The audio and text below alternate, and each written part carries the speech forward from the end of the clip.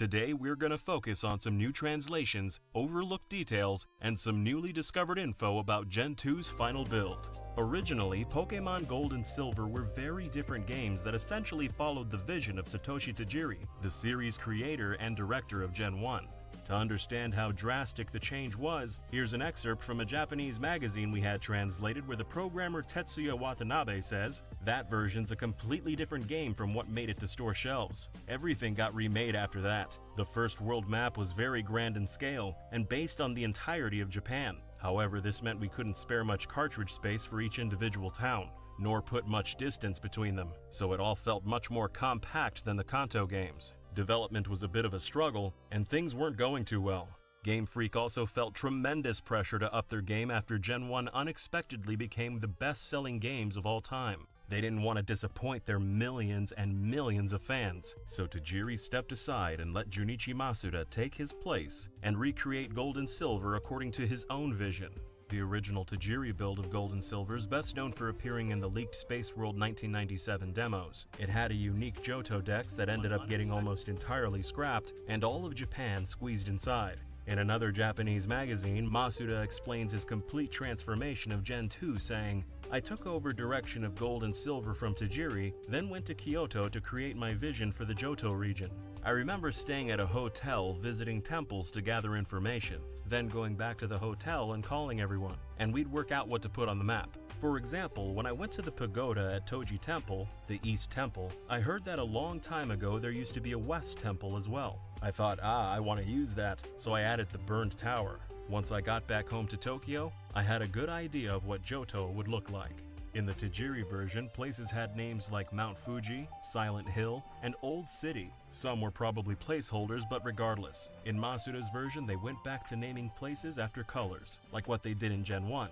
Goldenrod, Ekritique City, and Mahogany Town, for example. In one of these magazines, they say they intentionally chose unusual and old-fashioned words for colors, so when fans got older, eventually they'd come across those colors as adults and think, that's the name of that Pokemon town. Like Cyanwood City. Most kids don't know cyan's basically sky blue. Interestingly though, the colors that represent towns aren't the same between Japanese and English. For example, in Japan, Cyanwood City is called Tanba City, which is more of an ocean green, which makes more sense for a seaside city. Azalea Town's Japanese name is Hiwata Town, a dark brown color, which unlike in English matches the town's roofs. New Bark Town's called Wakaba Town, which is light green. Again, the same color as the roofs. And even y'all adults probably still don't know what Ekritique City is. Ekru's a light brown, but in Japan it's Enju City, which is actually red. As for Johto itself, we actually need to clear up some misinformation.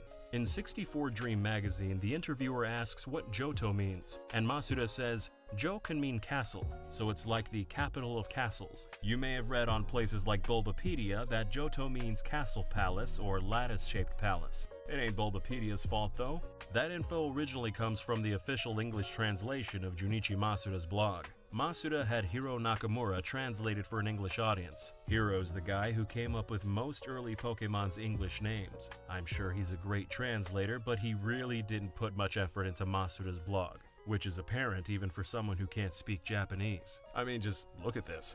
Point is, the official translation is bogus. Johto doesn't mean lattice-shaped palace. That doesn't even make sense. The truth is, according to Masuda in his mother tongue, Johto actually means the capital of castles. That does make sense because Johto is based on Masuda's walks through Kyoto, home to many of Japan's most famous castles. Gold and Silver were originally supposed to launch in 1997, but the complete transformation after Masuda took over meant it got delayed all the way to 99. There was also the matter of debugging, which took 6 months all on its own. When they started debugging, they didn't even know what Pokemon were gonna make it into the final game.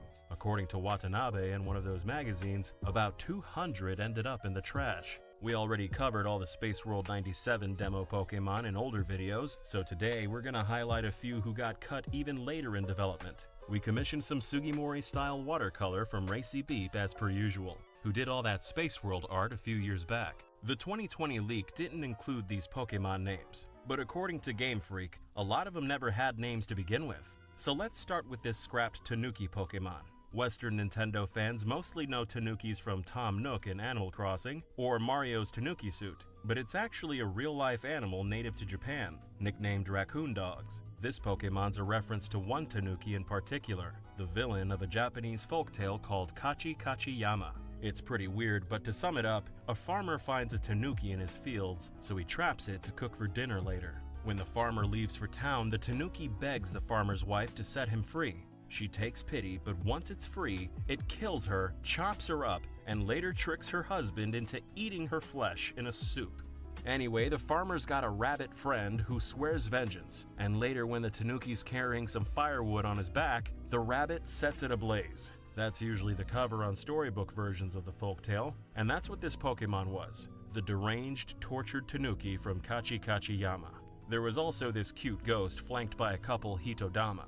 In Japanese culture, Hitodama are balls of fire that are dead people's souls separated from their bodies. That's why the ghost's purple fires have little faces. Hitodama literally translates into English as souls of the dead.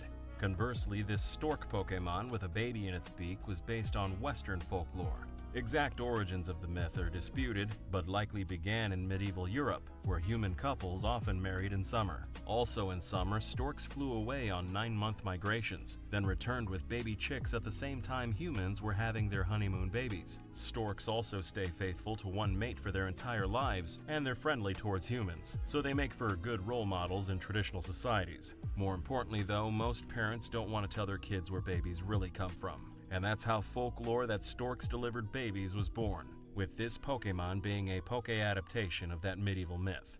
This next one was a middle stage between Natu and Xatu.